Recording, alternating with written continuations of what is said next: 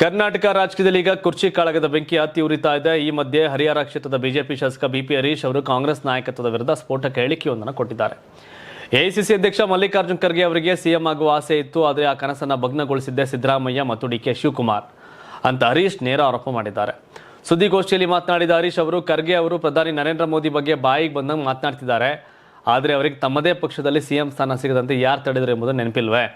ಸಿದ್ದರಾಮಯ್ಯ ಮತ್ತು ಡಿಕೆಶಿ ಗಲಾಟೆಯಲ್ಲಿ ಖರ್ಗೆ ಅವರ ಸಿಎಂ ಕನಸು ನುಚ್ಚುನೂರಾಗಿದೆ. ಈ ನಿರಾಸೆಯಲ್ಲೇ ಅವರು ವಿಶ್ವ ಮೆಚ್ಚಿದ ನಾಯಕ ಮೋದಿ ಅವರನ್ನ ನಿಂದಿಸಿದ್ದಾರೆ ಅಂತ ಗುಡುಗಿದ್ದಾರೆ. ಇನ್ನು ರಾಜ್ಯ ಕಾಂಗ್ರೆಸ್ನ ಸದ್ಯದ ಪರಿಸ್ಥಿತಿಯನ್ನು ವಿಶ್ಲೇಷಿಸಿದ ಬಿಪಿ ಹರೀಶ್, ಮುಖ್ಯಮಂತ್ರಿ ಸಿದ್ದರಾಮಯ್ಯ ಅವರು ಈಗ ಮೊದಲಿನಂತೆ ಶಕ್ತಿ ಹೊಂದಿಲ್ಲ, ಅವರು ದುರ್ಬಲರಾಗ್ತಿದ್ದಾರೆ ಅಂತ ಅವರದೇ ಪಕ್ಷದ ಸಚಿವರು ಹೇಳ್ತಿದ್ದಾರೆ. ಇನ್ನು ಡಿಕೆ ಶಿವಕುಮಾರ್ ದೆಹಲಿಯಲ್ಲಿ ಬೀಳ್ಬಿಟ್ಟಿರುವುದು ಕೇವಲ ಗಾಳಿ ಕುಡಿಯಲು ಅಲ್ಲ, ಸಿಎಂ ಪಟ್ಟಕ್ಕಾಗಿ ಅವರು ಹೈಕಮಾಂಡ್ ಮೇಲೆ ಒತ್ತಡ ಇರ್ತಿದ್ದಾರೆ ಅಂತ ಕುಟುಕಿದ್ದಾರೆ. ಕಾಂಗ್ರೆಸ್ ಈ ಒಳಗಿನ ಗುದ್ದಾಟವನ್ನು ಬಿಜೆಪಿ ಶಾಸಕರು ಬೀದಿಗೆ ತಂದಿದ್ದು ಇದು ಈಗ ರಾಜ್ಯ ರಾಜಕೀಯ ದೊಡ್ಡ ಚರ್ಚೆ ಕಾರಣವಾಗಿದೆ. BP Harish not big leader. DK Shivakumar ಬಗ್ಗೆ ಕಾಮೆಂಟ್ ಮಾಡುವಷ್ಟು, ರಾಜಕಾರಣದ ಬಗ್ಗೆ ಚರ್ಚೆ ಮಾಡುವಷ್ಟು. ಹರಿಹರ ಬಿಜೆಪಿ ಶಾಸಕರು, ಅಲ್ಲೇ ಸಿದ್ದೇಶ್ವರ್ ವರ್ಸಸ್ ವಿಜಯೇಂದ್ರ ಟೀಮಲ್ಲಿ ನಲುಗಿ ಹೋಗಿರ್ತಕ್ಕಂಥ ವ್ಯಕ್ತಿ.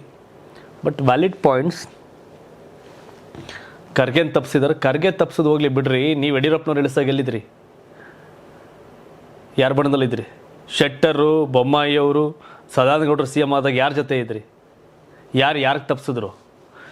ಬಿ ಜೆ ಪಿಲೇ ಎಣ ಬಿದ್ದೆ ತಟ್ಟಿಲ್ಲ, ಅಲ್ಲಿ ಯಾರು ನೊಣ ಹೊಡ್ಕೊಂಡು ಹೋಗೋರು ಕಾಂಗ್ರೆಸ್ಗೆ. ಯಾಕಂದರೆ ಬಿ ಪಿ ಹರೀಶ್ ಕೂಡ ಆ ಥರ ಅಗ್ಗಜಗ್ಗಾಟ ರೆಸಾರ್ಟ್ಸ್ಗೋಬೇಕಾದ್ರೆ ಓಡಾಡಿದರು ಹರಿಹರದ ಶಾಸಕರು.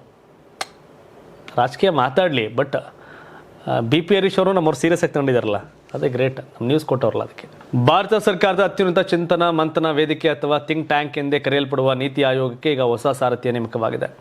ದೇಶದ ಆರ್ಥಿಕ ಮತ್ತು ಸಾಮಾಜಿಕ ನೀತಿಗಳನ್ನು ರೂಪಿಸುವಲ್ಲಿ ಪ್ರಮುಖ ಪಾತ್ರ ವಹಿಸುವ ನೀತಿ ಆಯೋಗದ ಉಪಾಧ್ಯಕ್ಷ ಸ್ಥಾನಕ್ಕೆ ಖ್ಯಾತ ಅರ್ಥಶಾಸ್ತ್ರಜ್ಞ ಅಶೋಕ್ ಕುಮಾರ್ ಲಾಹಿರಿ ಅವರನ್ನು ನೇಮಿಸಲಾಗಿದೆ. ಹಾಲಿ ಉಪಾಧ್ಯಕ್ಷರಾಗಿರುವ ಸುಮನ್ ಬೇರಿ ಅವರ ಅವಧಿ ಮುಗಿದ ಬೆನ್ನಲ್ಲೇ ಈ ಮಹತ್ವದ ಜವಾಬ್ದಾರಿ ಲಾಹಿರಿ ಅವರ ಹೆಗಲೇರಿದೆ. ಅಂದಾಗೆ ಲಾಹಿರಿ ಅವರು ಕೇವಲ ಹೆಸರಿಗಷ್ಟೇ ಅರ್ಥಶಾಸ್ತ್ರಜ್ಞರಲ್ಲ, ಇವರಿಗೆ ಆಡಳಿತ ಮತ್ತು ಆರ್ಥಿಕ ನೀತಿ ನಿರೂಪಣೆಯಲ್ಲಿ ದಶಕಗಳ ಅನುಭವವಿದೆ. ಈ ಹಿಂದೆ ಅಟಲ್ ಬಿಹಾರಿ ವಾಜಪೇಯಿ ಮತ್ತು ಡಾಕ್ಟರ್ ಮನಮೋಹನ್ ಸಿಂಗ್ ಅವರ ನೇತೃತ್ವದ ಸರ್ಕಾರಗಳಲ್ಲಿ ಅಂದರೆ 2002ರಿಂದ 2007ರವರೆಗೆ ಭಾರತ ಸರ್ಕಾರದ ಮುಖ್ಯ ಆರ್ಥಿಕ ಸಲಹೆಗಾರರಾಗಿ ಸೇವೆ ಸಲ್ಲಿಸಿದ ಅಪ್ರತಿಮ ಅನುಭವ ಇವರಿಗಿದೆ. ಡೆಲ್ಲಿ ಸ್ಕೂಲ್ ಆಫ್ ಎಕನಾಮಿಕ್ಸ್ನಿಂದ ಸ್ನಾತಕೋತ್ತರ ಮತ್ತು PhD ಪದವಿ ಪಡೆದಿರತಕ್ಕಂಥ ಲಾಹಿರಿ ಅವರು ಆರ್ಥಿಕ ನೀತಿಗಳನ್ನು ರೂಪಿಸುವಲ್ಲಿ ತಜ್ಞರೆನಿಸಿಕೊಂಡಿದ್ದಾರೆ.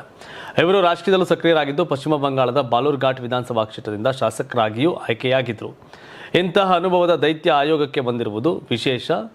ಇದು ಆರ್ಥಿಕ ಸ್ಥಿತಿಗತಿ ಸುಧಾರಣೆಗೆ ಅನುಕೂಲ ಆಗುತ್ತೆ ಅನ್ನೋದು ಹಲವರ ಅಭಿಪ್ರಾಯ.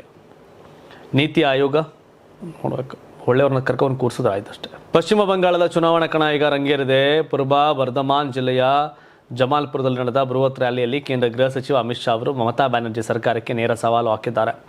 ರಾಜ್ಯದಲ್ಲಿ ಮಹಿಳೆಯರ ಸುರಕ್ಷತೆ ಬಗ್ಗೆ ಮಾತನಾಡುತ್ತಾ ಅಮಿತ್ ಶಾ ನೀಡಿರುವ ಒಂದು ಹೇಳಿಕೆ ಈಗ ಇಡೀ ದೇಶಾದ್ಯಂತ ಭಾರೀ ಚರ್ಚೆಗೆ ಕಾರಣವಾಗಿದೆ.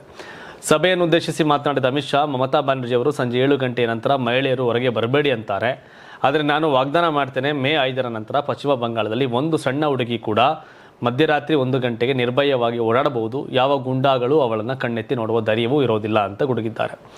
ರಾಜ್ಯದಲ್ಲಿ ನಡೆದ ಆರ್ಜಿಕರ್ ಮತ್ತು ಸಂದೇಶ್ ಖಾಲಿ ಘಟನೆಗಳನ್ನು ಉಲ್ಲೇಖಿಸಿದ ಶಾ, ಕಳೆದ 15 ವರ್ಷಗಳಲ್ಲಿ ದೀದಿ ಆಳ್ವಿಕೆಯಲ್ಲಿ ನಮ್ಮ ತಾಯಂದಿರು ಮತ್ತು ಸಹೋದರಿಯರು ಅತಿ ಹೆಚ್ಚು ಬಳಲಿದ್ದಾರೆ. ಮಮತಾ ಅವರು ತಮ್ಮ ಗೂಂಡಾಗಳನ್ನು ಗ್ಯಾರೇಜ್ನಲ್ಲಿ ಲಾಕ್ ಮಾಡಲಿ, ಇಲ್ಲದಿದ್ದರೆ ಬಿಜೆಪಿ ಸರ್ಕಾರ ಬಂದ ಮೇಲೆ ಅವರು ಕಂಬಿ ಎಣಿಸುವುದು ಗ್ಯಾರಂಟಿ ಅಂತ ಖಡಕ್ ಎಚ್ಚರಿಕೆ ಕೊಟ್ಟಿದ್ದಾರೆ. ಇದೇ ವೇಳೆ ಮೊದಲ ಹಂತದ ಮತದಾನದ ಬಗ್ಗೆ ವಿಶ್ವಾಸ ವ್ಯಕ್ತಪಡಿಸಿದ ಅಮಿತ್ ಶಾ, 152 ಕ್ಷೇತ್ರಗಳ ಪೈಕಿ ಬಿಜೆಪಿ ಈಗಾಗಲೇ 110ಕ್ಕೂ ಹೆಚ್ಚು ಸ್ಥಾನಗಳನ್ನು ಗೆಲ್ಲುವುದು ಖಚಿತ ಅಂತ ಘೋಷಿಸಿದ್ದಾರೆ.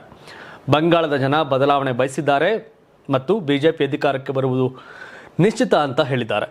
ನೀವು ಸಣ್ಣ ಆಗ್ಬೇಕಲ್ವಾ? ಅದು ಒಂದು ಉತ್ತಮ ಆಹಾರದಿಂದ ಸಣ್ಣ ಆಗ್ಬೇಕಲ್ವಾ? ಪ್ರತಿದಿನ ನಮ್ಮ ಜೀನಿ ಸ್ಲಿಮ್ನ ಯೂಸ್ ಮಾಡಿ ಯಾವುದೇ ಸೈಡ್ ಎಫೆಕ್ಟ್ ಇಲ್ದಂಗೆ ನೀವು ಸಣ್ಣ ಆಗ್ತೀರಾ.